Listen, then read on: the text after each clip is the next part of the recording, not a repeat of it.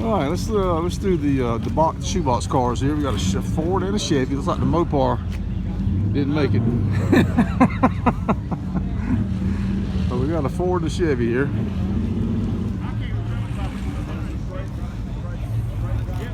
'55 Fairlane.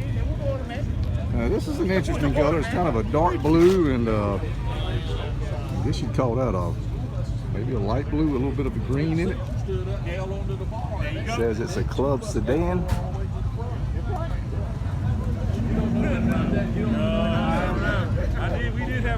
I've seen the movie though sometimes. Check out the chrome here, folks. Look at how it V's here, and then it goes up and it turns into a spear. Ain't that cool how they do that? Get you back here a little bit. That'll be the cleanest looking parking lots you're going to find on the whole Ford. Them things look like they're brand new. Man, that is nice. Somebody's bought those aftermarket, I'm sure, or found some NOS ones won. Check out the instrument cluster.